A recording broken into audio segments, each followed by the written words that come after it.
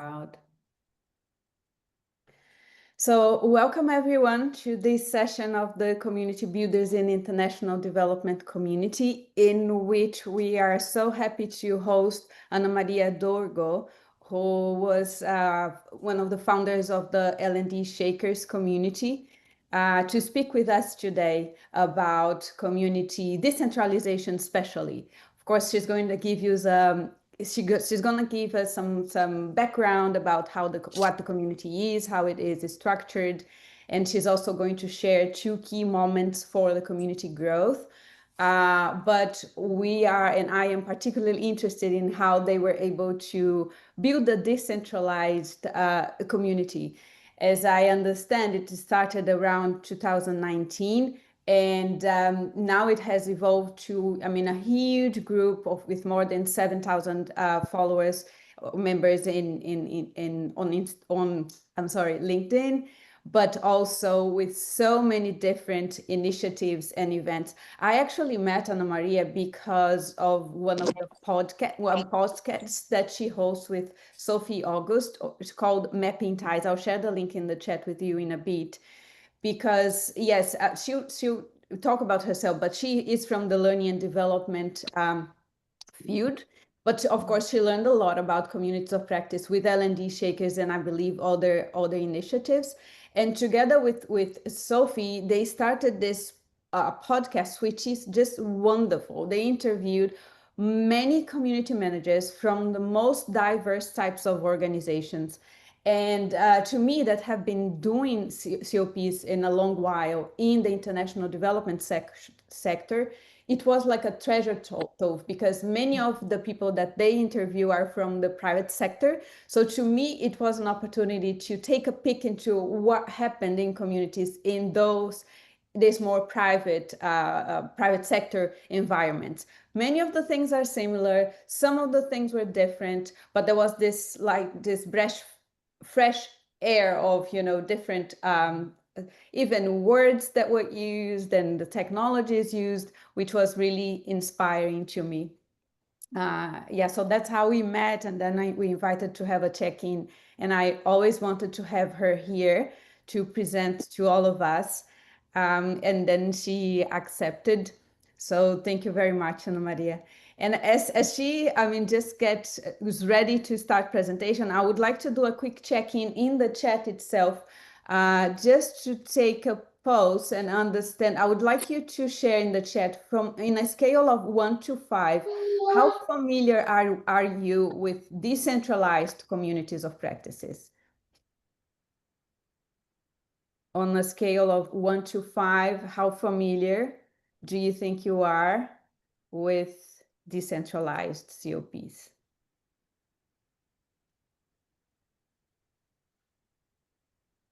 Okay, we're getting 4 from Zarko. Pretty good. We're getting a 2 from Gladys. 4 also for Bruce and Davide. 3s, Sophie, no, nothing. Okay, good place to be. 1. Okay. That was our initial check-in and welcome. So Anamaria, the floor is yours. Thank you very much. Yeah, it's very exciting to be here. I don't spend a lot of time with other community builders, so I hope that we can exchange ideas, especially for those of you that are familiar and have with also the challenges and the wins of building community in a more decentralized way. Very briefly, my my journey into community building started during my master's. I took an elective course, and that was I was introduced with the concept for the first time, and I was so obsessed with it. It wouldn't leave my brain. So I reached out to the professor, and I did my master thesis on community of practice in academia, and we looked into how the new colleagues are kind of embedding into the community of practice of our university. I studied in Romania. I am Romanian. And then I kind of parked that concept while I worked in HR for many years and surfaced it back when I moved into learning and development. And I started an internal community of practice for my colleagues who were trainers, so subject matter expertise. And then I dusted off that concept. And it was also back then that this journey with what is today L&D Shakers started. So I'm going to base all of my learnings and the case study that I brought today on that community. I've built 3 communities from scratch so far, and I am excited every time I get to consult or bounce off ideas or mentor. It's a never-ending journey. I'm sure you know that we constantly learn and evolve, and we constantly experiment with what is possible. I have designed today's chat around a show and tell format. So I'm just going to share my screen and take you a bit briefly through the landscape of what L&D Shakers is. So what is this community? What is it doing? And then I have a few, let's say, key moments that were very helpful for us. And based on what you're seeing and what we're covering, I'm happy to have a conversation and answer questions or bounce off ideas or bring cases or challenges that we have and just have a nice conversation by the end of the session. There's lots that I have in my backpack after 6 years of building community, and I'm happy to pull out things off my hat and also trade toys with you all today, as I'm hoping to learn as well. So maybe before we start, I'm very keen. I know Zarko, I know Claudia. I'm very keen to hear what are some of the, like, what types of communities are you building? My experience comes mainly from communities of practice centered around learning. So if we can head over to the chat and just quickly drop, like, what type of communities are you building, or you're passionate about, or consulting around? That would help me also kind of position and see who's in the room.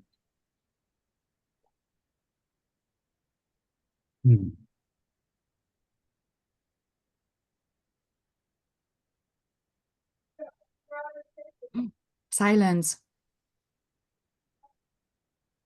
Feel free to also mute and just shout it at me if that's easier than the chat. Okay.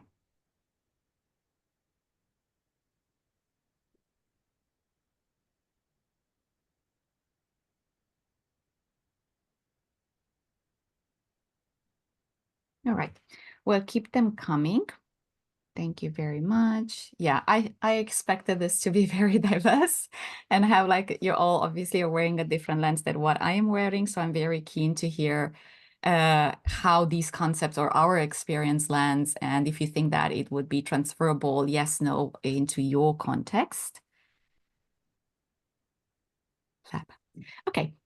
So here's what I'll do first. I want to take you through every single year in L&D Shake, and I think Claudia already shared in the chat the link to our Notion. We don't have a website, so everything around the community and all the documentation, we use Notion for that as a tool.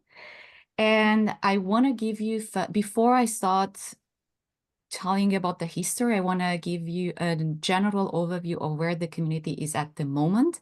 And the way I'm going to do that is at the end of each year, we have this beautiful ritual to create a landing page and pack everything that we have done that year as a community. It's a beautiful way to celebrate and look back and see all of the cool stuff we've been doing in the past 12 months. So this is the 2024. This is our last year's community in review. And it's a very good way to showcase what is it that keeps us busy. So L&D Shakers, it's a community of practice for learning and development professionals. Majority of us come from internal roles. So we work in a corporations or an NGO or a startup in learning and development, but we also have members that are consultants, trainers, coaches, so working for themselves or working for small agencies. And it is by design a co-created space. And I'm going to focus on that, how we got here and how have we built this experience. It wasn't because we're really wise or anything, because when I started this journey, I knew very little about how to actually build community tangibly, like practically. I knew a lot of theory. And so we've made some lessons along the way, and I'm happy to share those. So Briefly, number, we were about 7,000 people. We are now over 8,000 members already. We have a core team of over 65 people, and I'll explain this concept in a second. Many events online and offline, because we have 16 what we call local hubs around the world. So the community is global. We do a lot of our activities online, with the exception of the 16 local hubs in 16 cities around the world, where Shakers are meeting once a month offline as well, in offline meetups. We are present in LinkedIn and in Slack. And we also have a coaching and mentoring program alongside our offering. And so last year we offered over 700 coaching and mentoring sessions for free to the L&D community generally. So our community is structured around these pillars of recurring online learning sessions. They happen once a month or once every 2 months, and they come with a name. And they're very different because what differs is the format and the focus of each of the learning sessions. So we have what we call the Thought Lab. This is a webinar, like pretty much what we're doing today. We have the Backstage. This is a show and tell format. We have the Playground. This is focused on facilitating and actually getting feedback from peers. Immersive Series, it's all about our learning and not L&D, so us growing as humans. Social Mixer, it's the networking piece, and the Book Club is the book club. So you already will see all over this page, you'll see these little faces of people. These are our core team. So in L&D Shakers, we've built this learning ecosystem, we call it, and I'll show you a glimpse of what that looks like in one page in a second. But basically everything that we're doing in the community has someone that manages that piece of the cake. So we call our online learning leads, we call them catalysts, event catalysts, and they're the ones that basically organize, promote, co-facilitate, and just ensure that these 5 recurring events are happening regularly inside the global community, the online community. Every year we have experiments around what we call learning programs, and they're coming from community members or the core team based on ideas we have or needs we are seeing. So they will be very different from year to year. Some of them will live longer, others will run them once and then put to rest. So we had an AI learning month, we had a career bootcamp month focused on those who want to pivot into our industry. We had a hackathon. We had a series of well-being sessions. We had a collaboration with Mind Valley that I led, and we had a simulation bootcamp. So as you can see, there's all of these resources with everything we're doing. As you know, in the community world, we really try to use artifacts and capture and document our learning to make it visible, shareable, and transferable with others, and just leave traces of this good social and peer learning that happens. Because otherwise it might feel after that you're like, oh, I don't remember what we've done. But when you document and you leave traces, it suddenly all becomes very tangible, and you go back in time and are able to revisit recording and resources and guides and checklists and so on. Another concept that we have besides our event catalysts in the core team, or what we call learning clusters. A learning cluster can be anything, and it can take any shape and form. They're usually started by anyone in the community as long as they can pitch it and they can take ownership for it for at least 6 months. So a few examples that we have: Samuel is leading the instructional design power hour. It's all about instruction design. We have a cluster around parents, and they are meeting to share resources and support on what it means to be a parent and actually also a professional and what that looks like. We have a cluster around leadership. We have a cluster around online sessions and online facilitator led by Valentina. The makerspace, it's as you can see, like this was new. So this came to life last year in 2024. Makerspace works around monthly sprints or challenges around an artifact that people are creating. So every month there's a new topic. It starts with a kickoff. They have 3 weeks to build, and it ends with a showcase of artifacts. And this is ways for people to build up their portfolio of actually showcasing their work in L&D. And we have Ribana and Lisana, who started the Learning Design Lab, where they are focusing purely on designing experience and supporting each other. So we have the event catalyst, the recurring meetings, we have the clusters that are kind of evolving and merging and coming and disappearing, etc. And then we have, as I said, the 16 cities around the world. These are our local hubs, we call them, and we also have the local hub leads. Some of them are led by one shakers, others by small teams, 4, 5 people, 1 people. So we're all over the world. From Washington was just starting, but we're in Canada in the meantime. So there's local hubs that are popping up, and it's very, very beautiful to receive all of these images with shakers from all over the world that are meeting once a month. Every year we explore a big event in our community, a big topic, a yearly thing. And last year, for the very first time, we brought 150 shakers from all over the world to Amsterdam for our first conference, which we were hell-bent to turn it upside down, and we call it a non-friends. So imagine this, a full day of experiences with peers. And this was also put together by a team of 10 shakers that were all volunteering to bring it to life. I already mentioned our coaching for L&D goes on for 4 years in batches of 3 months. Community coaches are offering free coaching to anyone that works in L&D, led by Daisy, Phoebe, and Brendan. We also have a mentoring program as well, which is led by Stacy, Michelle, and Evely. And these are shakers that are offering mentoring sessions also for free. Sejal is writing our bi-weekly newsletter. So she is curating and analyzing trends and just making sure that we stay up to date with everything that happens in the community, but also in the industry. We have Ines curating our resources library in Wiki. Everything that we post in Slack, guides, resources, articles, etc. Ines takes them and puts them in Notion so that they are searchable with much more ease, and we can all go back to them and they're not disappearing.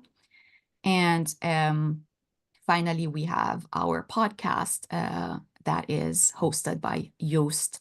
And the podcast is its 3rd season. Every single season had a different host.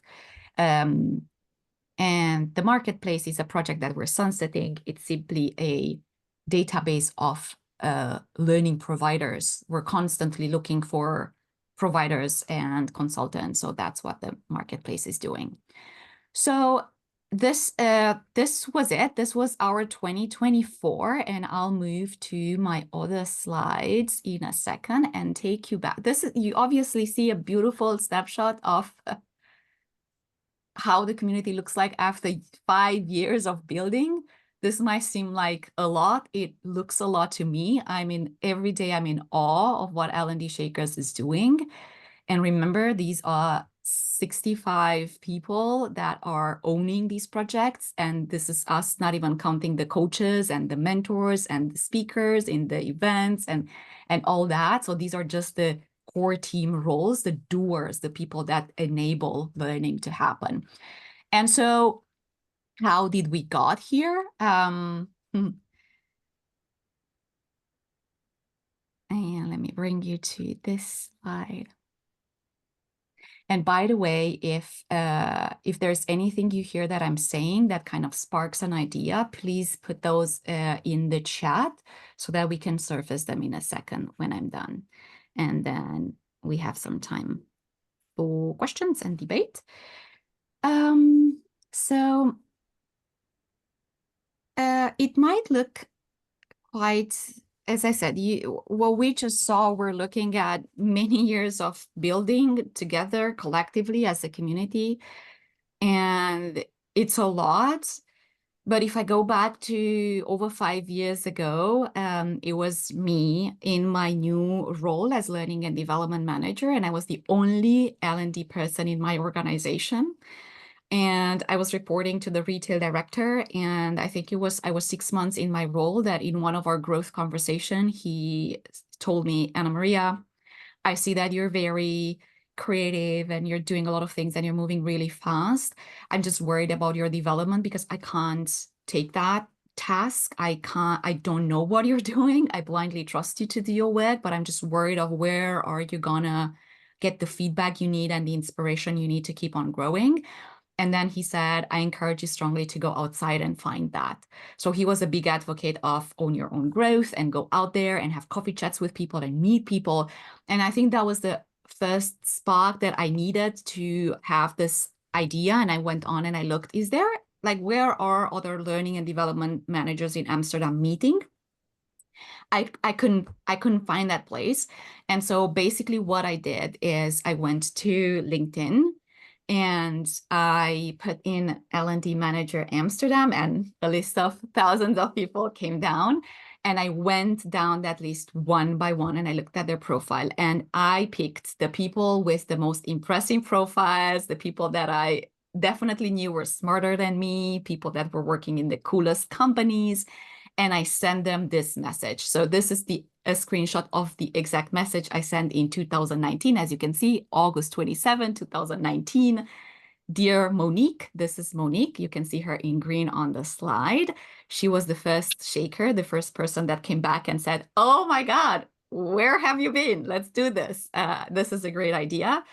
So basically, I just told them that I am alone in my role, and I feel the need to share the challenges I face and the wins I have, and I'm looking to build an L&D peer group. Notice there was no word of community. That was not what we set out to build. I was hoping to find 5 people in Amsterdam with whom I can meet once a month in our offices for half a day with our laptops to talk about our work and show each other our work and our programs and give each other feedback. So that is what I was hoping to get. Is this something you might be interested to be part of? If not, I'll be happy to just stay in touch, given that we are strangers. I think I sent about 40 to 50 messages to people. And I think about half of them came back and said, amazing, let's do this. And the other half ignored me. So what you see in the picture is the first L&D Shakers meetup in October 2019. 4 people were there, or 3 people and me were there. And we went for lunch at WeTransfer, which is where Monique was working. So this is how it all started. And now I think why the exploration is, well, how did you go from a lunch with 3 other people to thousands of people all over the world with local hubs and mentoring and coaching and newsletters and podcasts and events and all that good stuff that you showed us? And I already promised this kind of overview of what we call the learning ecosystem and how we organize things. We look at everything the community creates as value streams. You probably are familiar with that from Etienne and Beverly Wenger. They talk about value and value creation. And in L&D Shakers, based on our mission and why we've built the community, we always look at 4 buckets. Everything we do in community falls into 4 buckets. At the bottom is people join L&D Shakers because they want to connect and expand their network. I just want to find my people. Where are other L&Ds? That's reason number 1. The reason number 2 is because they want to either share or get best practices, expertise. So how do I learn? Inspiration, best practices, examples, use cases, etc. The other bucket is they join our community because they want support and guidance in the moment of need. I have a question, I have a challenge, I have a project I'm working on, got questions. I need the answers. Where do I find them? And lastly, or kind of like the higher level, is people that are joining us because they learn best by doing. They learn best by rolling up their sleeves. And like me, they're using our community platform to learn by doing and launch project and create things, right? So basically everything you see here everything we're doing falls into one of this bucket. And then we also distinguish in between a synchronous experience. That means we need to be in the room. It doesn't matter if it's a virtual room or an offline room, and an asynchronous experience. So these are all of the projects that we've done throughout the years, categorized here.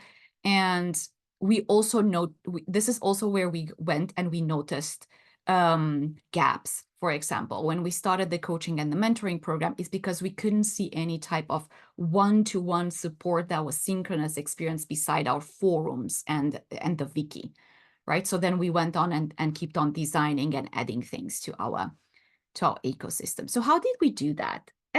it's quite simple. I sat with this the other day. Everything that we've built in this past 5 years with L&D Shakers followed this kind of spiral. So the first thing is an idea that either I have or someone in the core team or any other L&D shaker. Usually, if it's me with the idea, it's easy. If it's someone else, they would usually approach me and they would pitch that idea. I almost never say no to ideas that are relevant to our audience, to L&D. So if it's relevant to L&D, to some type of persona, we would usually launch that idea. Then comes the pilot. So the idea is, I want to create something. All right, can you do that alone, or do you need to rally a team? I very often recommend people to rally a team and build things in groups of 2 or 3 or 4. I think it's always easier. They're smarter where they collaborate. But also remember that everything we do in L&D Shakers is for free, in our free time, on top of our jobs, our families, our work, or cats, or dogs, or kids, everything else that we have in our life. And so just to ensure that they feel supported, I always recommend they work in little teams. Then the idea gets piloted, so they're doing it once. If they see that it has a big resonance and they feel passionate to do it again, they will run it again and they will document everything. So we use Notion for documentation. What is this project? How do we find the host? How do we do the things? Like everything that they use to manage and bring that idea to life gets captured, gets documented, the whole process. And then what we do once the documentation is done, we build a role around that. So suddenly the marketplace was started by Supriya, but once she documents as she keeps it running for a while, it's out of her hands. So we detach the marketplace as a project from Supriya as a person. So if Supriya tomorrow decides that for whatever reason she needs to drop this ball and drop this project, we basically take that role, which is the marketplace lead, and we put it to the community for adoption. So we actually have roles, just like you would put out a vacancy and people would apply for those roles. And so suddenly now the makerspace is not managed by Supriya anymore. It's managed by Claudia or by Anamaria. And she takes it for 6 months or a year or 2 years, etc. And then another person takes it by adoption. So the Coaching for L&D project was adopted by 3 teams so far in the past 4 years. The mentoring project is now led by a fresh team this year, etc. So, and then it kind of goes out. So then at the core, a new idea can come in the core team. So my role here as an initiator of the community, as the person with the overview, my role is a lot comes at this idea stage. So what I want to do in this case is I want to ensure that whoever puts a fragile idea into the community, I want to make sure that they feel supported and they feel that they have the utmost chances of success of that idea landing well within the community. So I offer a lot of support here in terms of encouragement, brainstorming, actually showcasing the tools you are using, co-facilitating so that the pilot runs well. If the pilot runs well and certain people, they need to see a pilot running well for them to have the confidence to be like, wow, I did this. I'm going to do it again. So it's very infectious. And then from the stage of documenting is like kind of out of my hands, and then it's adopted, and I simply just follow up and offer support. And then we enter a new one, a new idea, pilot, document, adoption, a new idea, pilot. So that's why we kind of have these roles detached from people. Now, what happens if we put out a role out there for adoption and no one raises their hand, right? There's no one that applies. That has happened. And when that happens, we fold the project. The project does not exist. So in L&D Shakers, there is this clear kind of, let's say, culture, but also like we mention it all the time that if we don't create these learning opportunities, we will not have them. So when no one raises their hand to adopt a project, then we will not have that project. It's as simple as that. So we'll let things fold as well. Let me see what's in the chat. Okay, I'm going to come back in the chat. Let me just finish with this. I love it that you're putting in questions.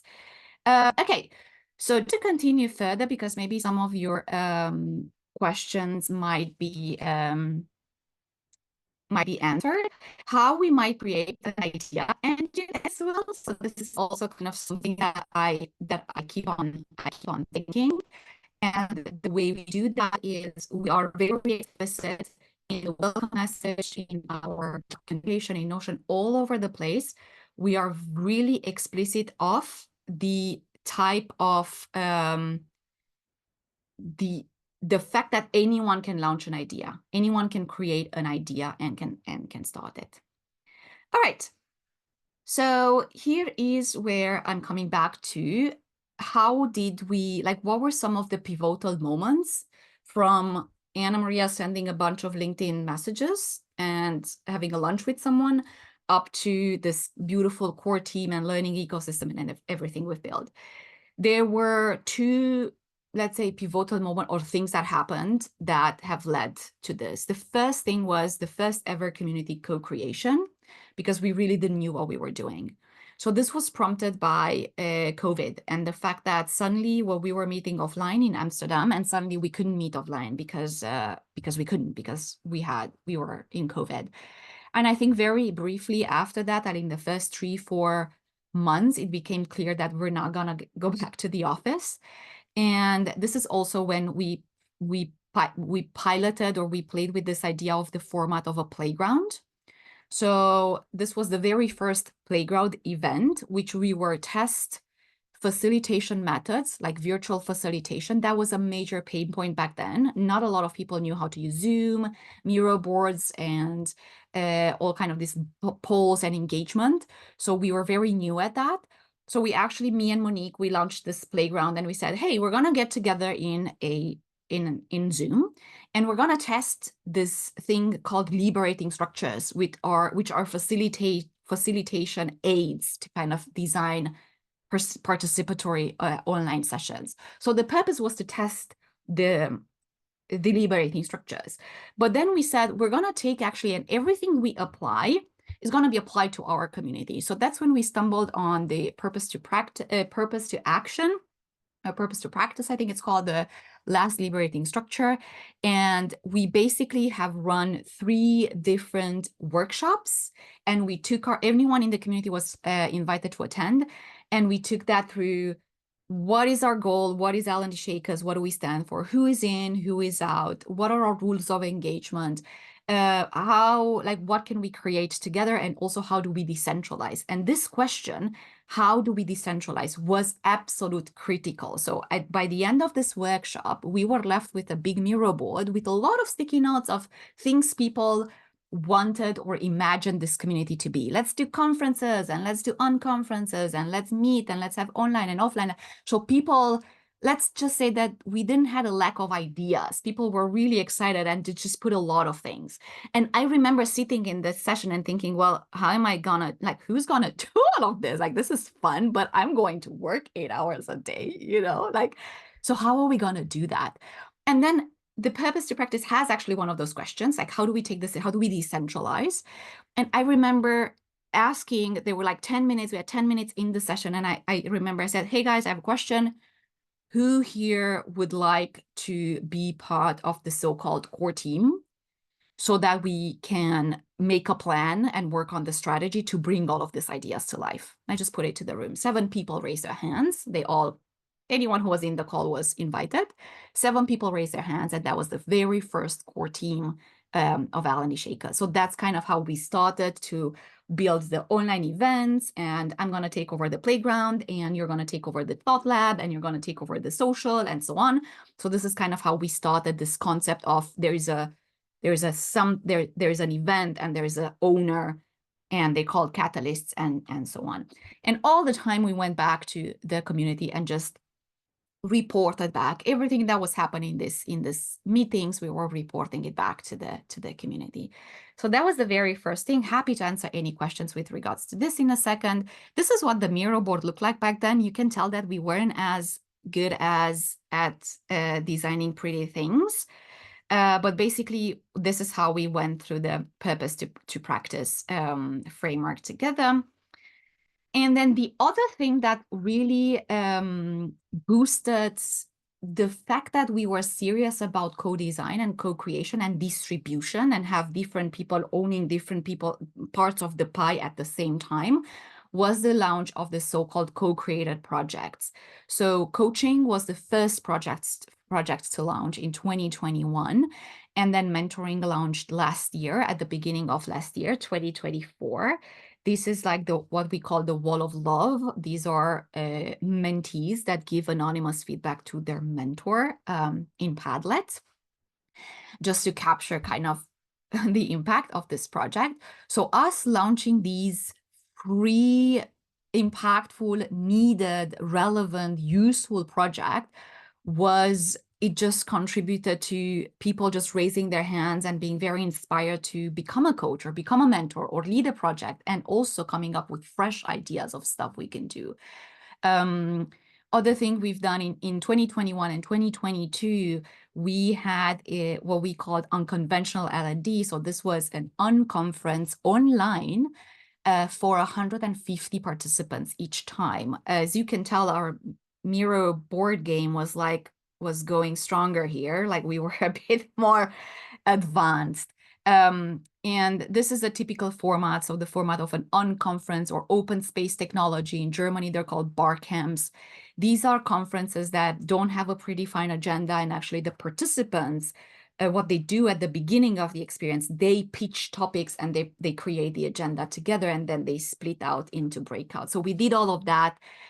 Here are the agenda for 2 days, and then the documentation, and it was great fun. I'm happy to. There's a lot of detail in each project. Someone came and pitched the project of what was back then called the Career Expo. We launched it in 2022. And this came from a need of, hey, Anamaria, there's so many people that are trying to join L&D, the industry, but they don't know what are all the roles and what are all the possibilities. So we had a 12 hours around the clock expo online where different shakers came and talked about their roles in batches of 30 minutes. And participants could go from booth to learn and see what these different roles are. So these are just examples of things we've done.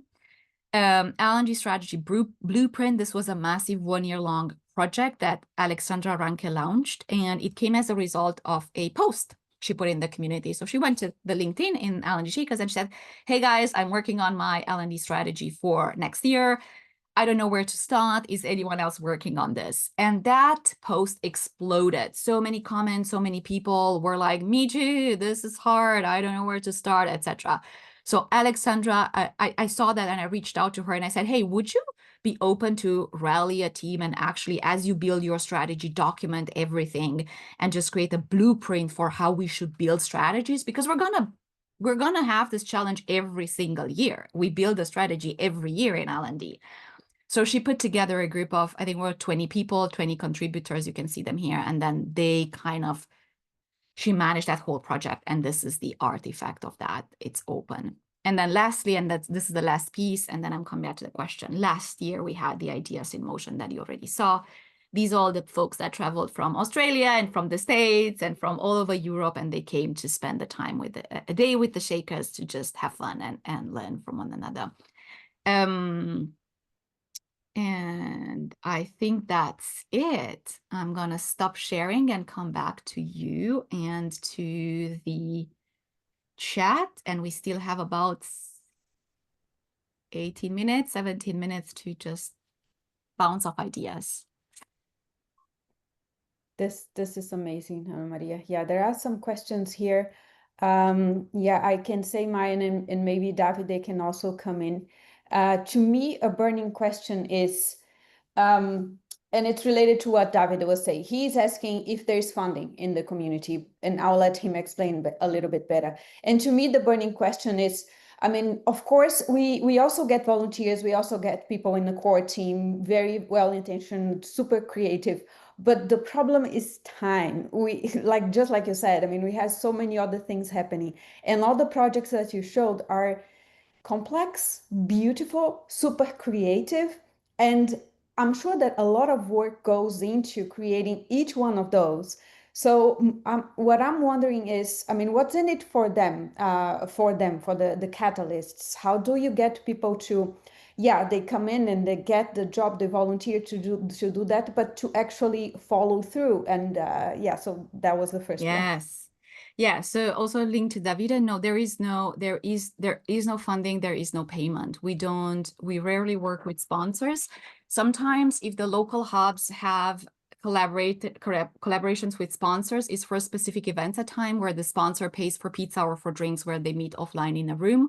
I think that's a bit more sensitive. We don't have that in all the spots. But there are certain cities where that is seen culturally as, like, for example, LA, they will always have like drinks and etc. In Amsterdam, we will always pay for our pizza, for example, and that's how it works. So for the non-friends last year, the conference in a big room, obviously we had one sponsor and people paid for tickets. So the ticket was quite affordable, so we kept it very low. And also for the second time on conference online, people paid for tickets as well, 50 euros to attend. So these are the only two instances where people paid to attend an L&D Shakers event. For the coaching program, the team instilled some like a donation. So coachees are invited to donate to Save the Children's International. They don't have to, but they're invited. So they already kind of, I think they pulled together 4,000 pounds for Save the Children, which is beautiful also to see how we can give back to humanity, right? But no, we don't do that. So then the question is, how do these people, because this is a lot of work, the what's in it for them, that's very, very personal for each one of them. That's something that they have to ask themselves and they have to answer that. Actually, when someone reaches out, Anamaria, I want to contribute, or Anamaria, I have an idea, I only ask them two questions. The first one is exactly that. Why are you doing this? And I always invite them to be very honest. If they want to, I don't know, expand their network and get eyeballs on their target audience because they're consultants, I want to know that. They have to be honest with me and with themselves. And I always tell them there will be a moment when you're going to see it on a Sunday evening, your family's going to enjoy a movie and you're going to do something for L&D Shakers for free. Why will you do that? Because I ask you that now because I know that you're going to ask yourself that Sunday. I'm asking that myself. There isn't, like, once a week I ask myself the question, why am I doing this? And every single week I'm finding a new answer to that. And my answer to that changed in the last 5 years from something that was very egoistic, like very me-centered. I want to learn. These are my smart people, etc. To right now, the fact that there are these people that are learning and growing, that is something that keeps me coming back. So for some of them is I genuinely want to give back. For others is visibility. For others is I want to learn by doing. For others is I just moved in a new city. I don't know anyone, and L&D leading a hub might help me with that. So everyone has a different reason. And then the second question I always ask them, realistically, in the worst case scenario, how much time can you dedicate this initiative? So based on that, and I always tell people in the first call, my intention is to scare you away. I don't want you to do this. So if we leave that call and you can't sleep and you're still thinking about this, that's when you come back to me and you say, I want to do this. But my intention is to scare you away because we onboard these people, we support them, we onboard them in our old tools, in our documentation, like we have ways of working. That's a lot of work that goes on my side to have someone after 2 months say, oh no, this is too much work. So I don't want them to come back and say, I didn't knew that. I want them to come back and say, I knew that because you told me that it's hard. You told me that it's a lot of work.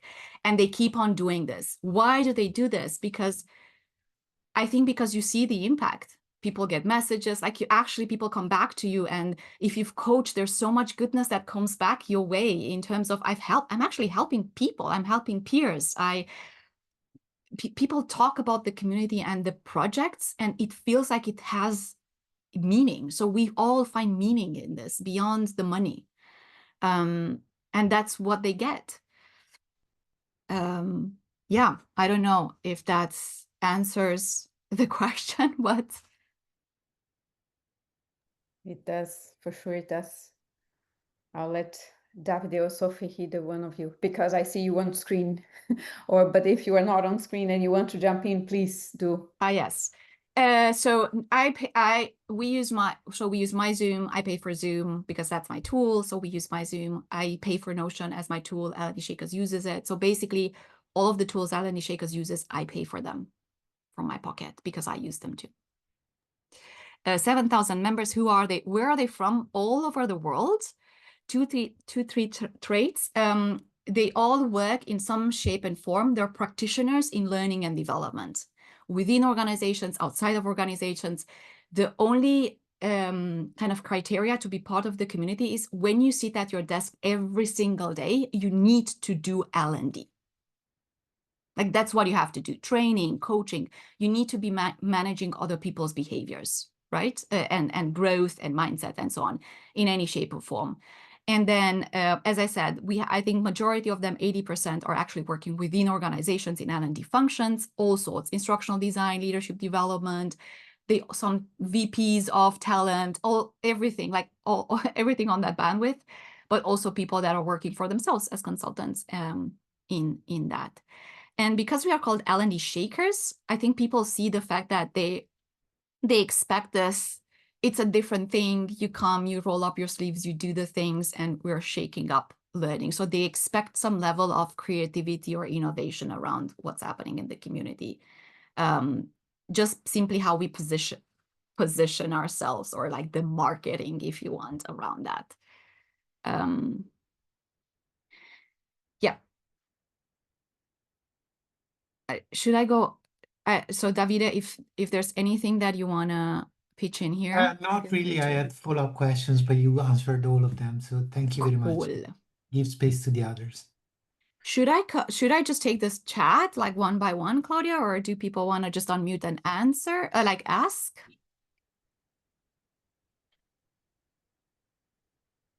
Okay, I see Steve. Yeah. How active are your members, right? Do you measure a participation rate? We don't.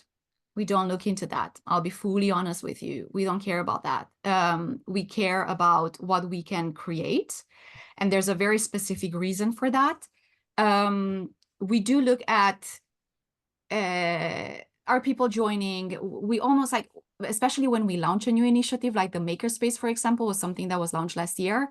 It's a new concept, etc. Are people engaging? And for me, the engagement is rather, is this needed? Whenever we pilot stuff, is this a cool idea that someone has, or is this something that is needed? So that's why we pilot things. And then if it runs well, we decide to kind of keep it going and increase it. We don't measure any type of participation rate otherwise. In LinkedIn, we see we are an active group, whatever that means. In Slack, sometimes I look at who are the top contributors just to give them shout outs, but we don't measure much more than that. And there's a reason why. We're not bound to any KPIs or OKRs. Our KPIs is to create and enhance a learning ecosystem and make sure that there is a menu that anyone can choose from. If you don't want to attend events and you just want to read the wiki, that's fine. If you only want to read the newsletter that finds you in your email, you don't have to attend any event, work with them. Like, that is participation as well. And there's so many things out there across so many platforms. It would be very hard for us to capture engagement across those platforms. And so if you attend all of the events, or if you read only the newsletter, not one is not better than the other. Everyone takes whatever they need. And I remember I met someone at an event 2 years ago, and they came to me, a stranger person. I've never saw them in my life. And they came to me, my God, Anamaria, I love L&D Shakers. Every week I put a thing in, like a timer in my calendar to pass by Slack and browse all the things. I never saw that person in my life, never commented, never asked the questions, never. And for her, she said, this is changing the way I work every day. And then that was very eye-opening for me. So we don't care about that. We just want people to have a good time. Okay, good. It's good to document it, to show some impact and so on. I think this is a model that you're creating That's worth replicating. We do try to, you know why this that documentation and us talking about the wins, stories of success, that is what makes let's say, for example, Bruce is sitting somewhere on the outskirts of the community, just joined, but because he sees there's so much goodness, these are the people, we clap for them, there's so much value, like there's a potential here to impact, that's going to make him in a month or two or a year or 2 years from now approach me and say, I've been in L&D Shakers for 2 years. I love the space. There's so much good. I'm ready to contribute. I have time to contribute, or etc. So we constantly, if we wouldn't do that, I don't think people would be so open to raise their hand and want to create things, because we're a social creature. We do that because we want to see that we're loved, seen, accepted, impacting other people's lives. I mean, that's why I'm here. I'm here because I'm thinking, what a good investment of my time. What to see so many people growing. Money can't give me that. True. That's what my job is for. So yeah. Anamaria, something else. I mean, when I look at, I mean, all of the things that you are doing, there are many similarities with like a professional association. Is it something that you all have considered to be, or that you aspire to be, or no? Okay. So I think we had the conversation around should we monetize L&D Shakers came in the core team probably 3 times so far in the different generations. And we put it under debate and strategies, and we worked with someone to really understand what that is. And every single time we reached a conclusion to not go down that path. And there is no one was ready to commit to actually managing an org. So you need to register, there's taxes, whatever. There's L&D Shakers does not exist. It's not a legal entity. We don't do taxes. Like, we don't have that bureaucracy in the back end. Like, we just have fun. And so the moment you want to move money, the 2 times we moved money to my company.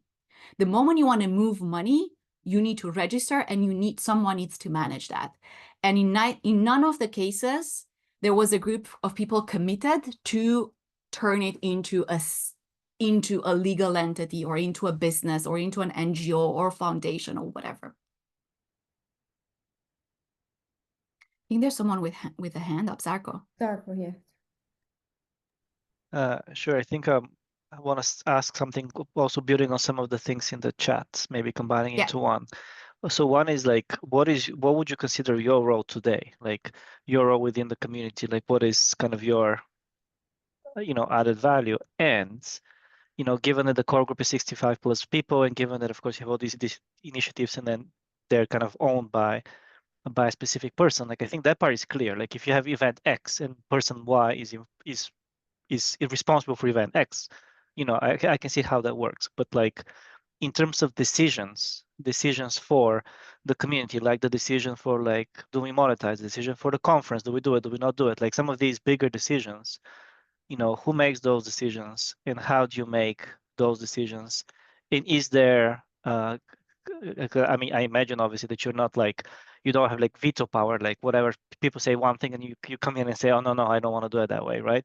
But how do you ensure that even though you want this to be some version of a collective decision making, people don't defer to you because you are like the source behind it, and there might be that sort of implicit deference towards like, well, whatever Anamaria, like she must be like, I might think this, but like if she thinks something else, I trust that she knows better than I do, type of thing. So like there's this kind of explicit how do we make decisions. There's also this implicit how people sort of like revolve around you, right? As the sort of like source. Yeah. Yes. So also kind of maybe linked to what Ray said, in which way do you consider to be decentralized, right? So there were a lot of questions there. Let me try to answer some of them, and then we see the follow-ups. So there is the core team, and the core team has the purpose to make sure there is consistency and that things get done in a way. So this decentralization, like someone has to do the work. That's basically what I'm trying to say. Like the work is not getting done magically. So whenever there is something that is, we always look at, is this an initiative that is like kind of going on monthly or recurrently or once a year or every 3 months or whatever, that needs to be managed by, it needs a project manager in the simplest of forms. Otherwise, it won't get done, or maybe it will get done or whatever.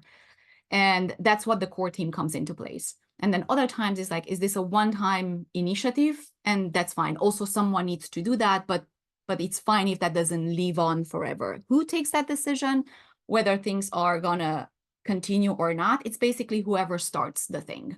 That's why we run a pilot. And by the end of the pilot, there's a conversation. Usually I'm involved in that conversation.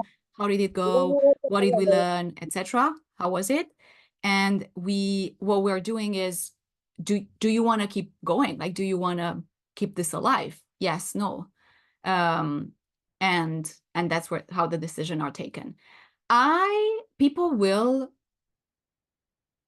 not implicit or not implicitly or whatever, people will search for I think it's less the approval, it's more the support or the fact that they want to bounce off ideas. So it's usually this, I have an idea, what do you think? What else can we do? Is this something that people might need? Sometimes I know the answer to that and I say, yeah, that's something that people are needing. And sometimes like, I don't know that. So there's two options to do that. Either you go in the community and you ask, or you just do it, you do a pilot and then see if it resonates. So they get to decide how they want to approach that.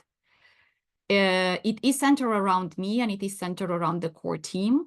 And usually I play the role of the enabler at the moment. In the first few years, I was hands-on the doer.